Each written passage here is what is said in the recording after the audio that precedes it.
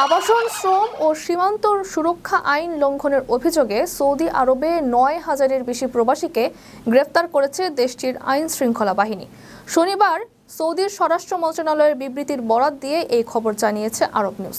গত এক সপ্তাহে সৌদি আরবের বিভিন্ন প্রান্তে অভিযান চালিয়ে ৯,৬৩৯ জন প্রবাসীকে গ্রেফতার করা হয়েছে। গত কয়েক মাসের পরিসংখ্যানের সাথে মেলালে এই অঙ্ক সর্বনিম্ন। সৌদি স্বরাষ্ট্র মন্ত্রণালয় বলছে, গ্রেফতারকৃতদের মধ্যে আবাসন আইন লঙ্ঘনের ঘটনায় ৫,৬২৫ জন, সীমান্ত নিরাপত্তা আইন লঙ্ঘনে ২,৭৯৭ জন এবং শ্রম আইন লঙ্ঘনের দায়ে ১,২১৭ জন আটক হয়েছেন।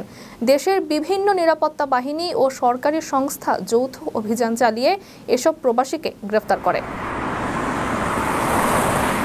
মন্ত্রণালয় আবারও সতর্ক করে বলেছে, কেউ যদি অবৈধভাবে কোনো ব্যক্তিকে সৌদি আরবে প্রবেশে সহায়তা করে, আশ্রয় দেয় কিংবা অন্য যে কোনো ধরনের সহায়তা দেয়, তাহলে তার সর্বোচ্চ ১৫ বছর কারাদণ্ড এবং ১০ লাখ সৌদি রিয়াল পর্যন্ত জমা হতে পারে।